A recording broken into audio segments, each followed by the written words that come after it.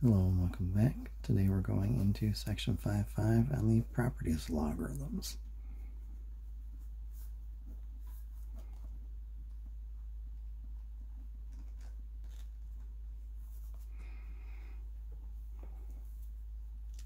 Usual rules for B in this section as with the rest of chapter 5. B is not worth 1 and B is a positive. So we'll start with the let line. Let log base b of 1 equal some number. Then the equivalent exponential equation would be b to the n power is equal to 1. Well, since b can't be worth 1, the only other way for this to happen is that we are raising something to the 0 power. So our power is 0. So we can therefore conclude the property we get from this is that the log base b of 1 is always going to equal 0.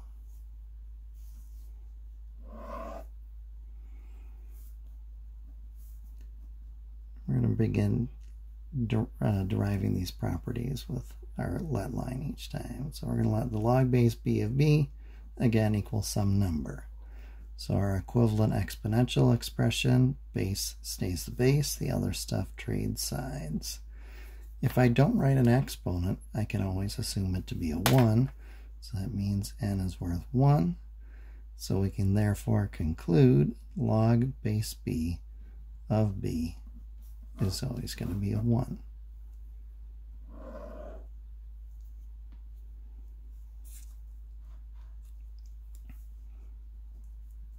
Next one, let b raised to the log base b of m equal n.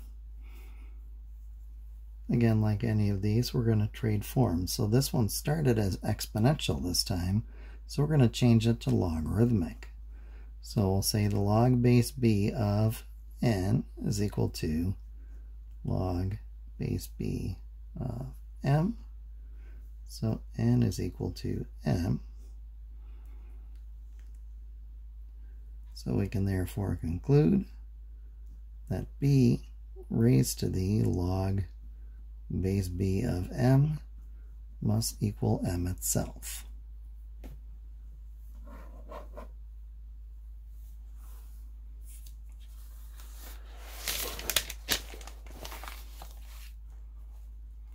So the properties, they're useful if you know them cold, but you can always just derive them.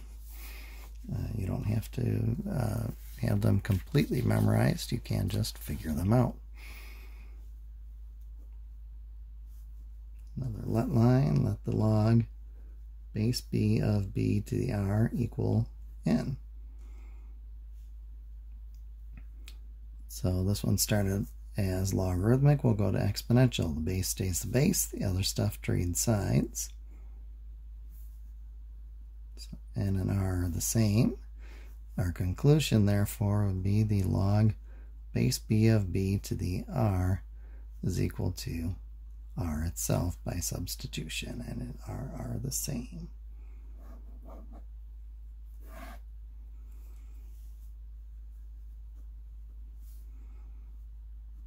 Next one, we'll derive let log base b of m equals c, and the log base b of n is equal to k.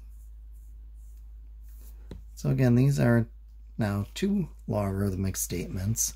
We'll turn those into equivalent exponentials. So b to the c is worth m, and b to the k is worth n.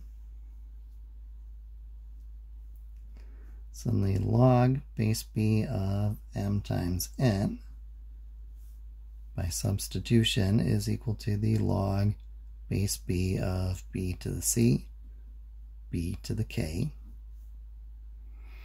Now when you're multiplying with the same base, your shortcut is to add those exponents. So log base b of mn is now equal to the log base b of b to the c plus k power. And using this previous property, we'll just name it star, we can now say log base b of m times n is equal to c plus k. And then we can substitute the originals back in. So log base b of m times n is worth c is the same as log base b of m. K is the same as log base b of n. So the log of a product turns into the sum of logarithms.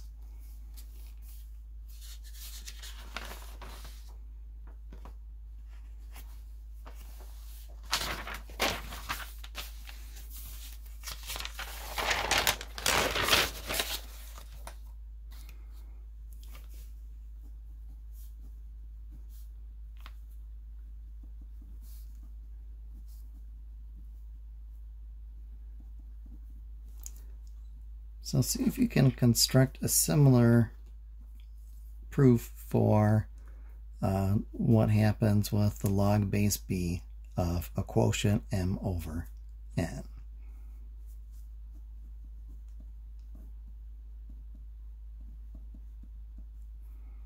So go ahead and pause the video, see what you can do.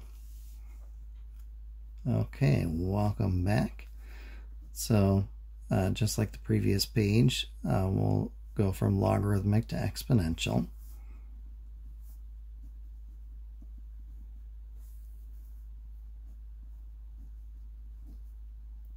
So then log base b of m over n by substitution is the log base b of m is worth b to the c, n is worth b to the k. Now they're just set up as a quotient rather than a product. So log base b of m over n is the log base b of, if you're dividing with the same base, your shortcut is sure enough to subtract those exponents. You're going to use that same property again. Log base b of m over n then is equal to c minus k, and then we finish it off with substitution. So log base b of m over n is worth c gets replaced with log base b of m. We have a minus sign, and then k is the same as log base b of n. And there's our next product. So unsurprisingly, if multiplication turned into addition, division turns into subtraction. That should make sense. One nice little corollary from the product one, if we have log base b of, let's say, m to the r power, that's log base b of m times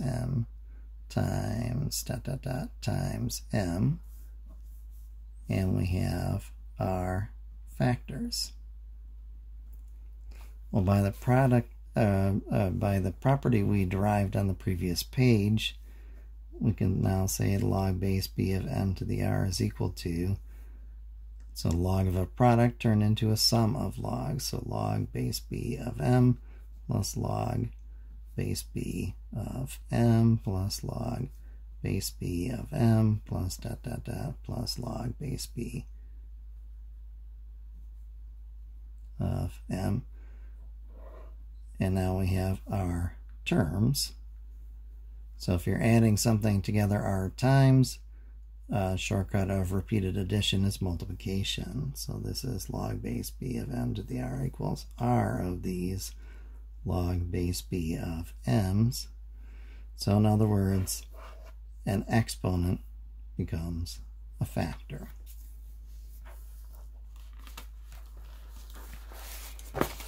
So another handy property.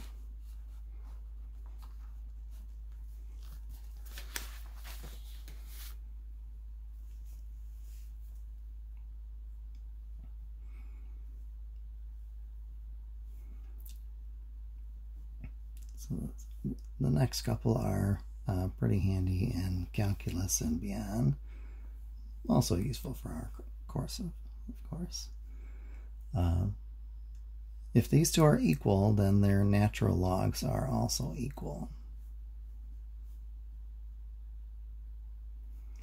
By the product we showed on the previous page, we can turn this into n natural log of b equals natural log of y.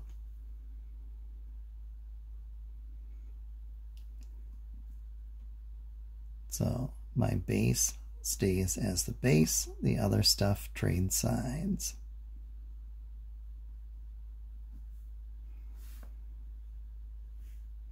And by substitution, y, remember, was equal to b to the n.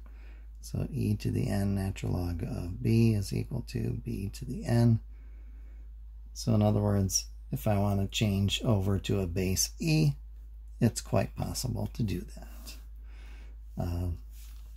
Where we do that even more often is change a base when we're in logarithm form.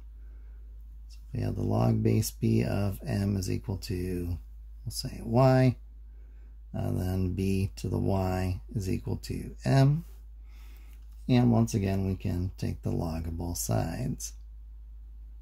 Natural log of b to the y equals natural log of m. So then we can say that y, natural log of b, equals natural log of m. So the exponent turns into a factor. So y is natural log of m over natural log of b.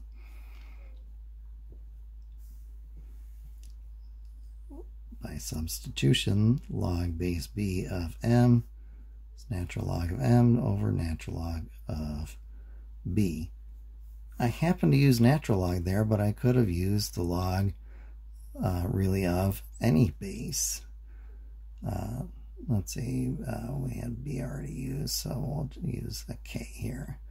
So log base k of b to the y equals log base k of m. So y log base k of b equals log base k of m. So y is log base k of b over log base k. Have those switched. I wanted the y by itself. I divided by this guy. So here's an m upstairs and a bravo downstairs. So we can change the base to anything. Natural log is commonly used. Log base 10 is sometimes used as well. But really we could choose our base on that. I just kind of showed you the more common one first.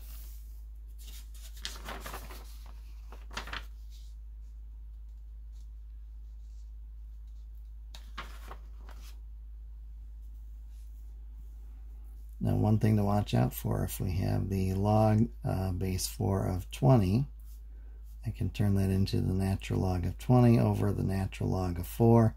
I cannot turn that into the natural log of 5. This does not equal natural log of 5. If I had separately, if we had a problem that gave us natural log of 20 over 4, that I can turn into the natural log of 5. But if it's natural log over natural log, I can't reduce the arguments that same way.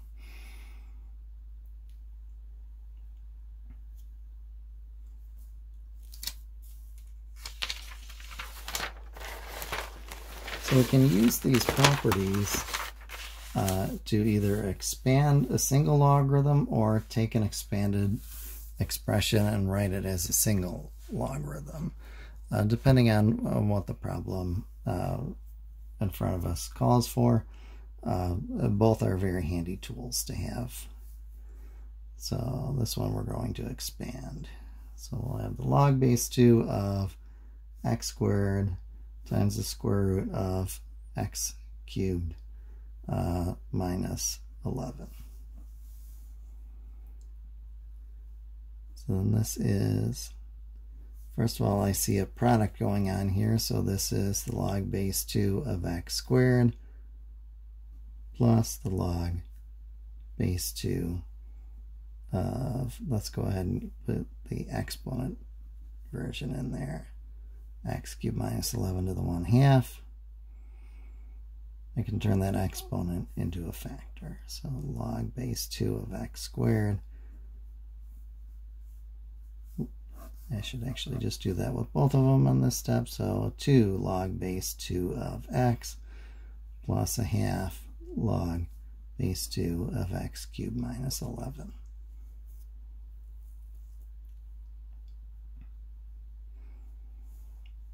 Now if this were factorable, I could expand it a little bit more. X cubed minus 11 happens to be prime.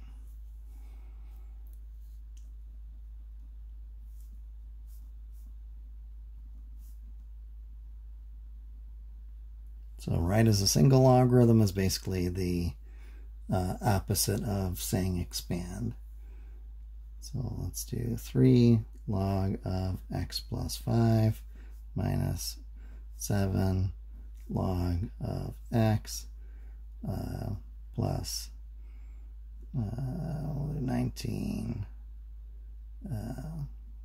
log of x.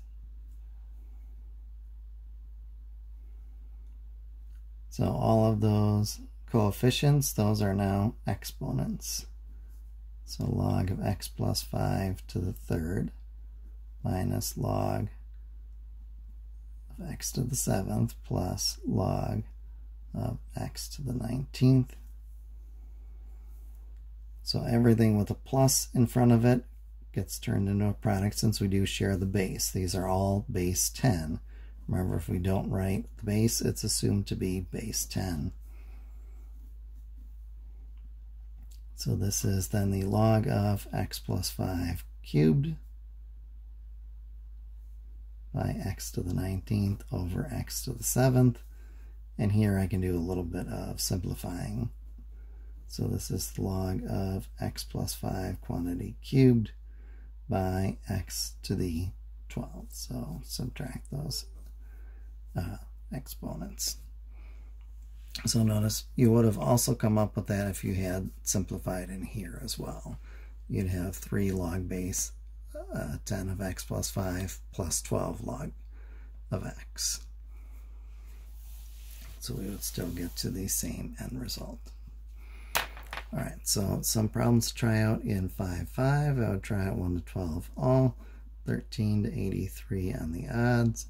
And if you're looking for some challenge problems, 87 to 100 and 110 asks more difficult questions, but interesting ones nonetheless. If you have any questions, get in touch. Otherwise, I'll see you next time. Stay safe out there.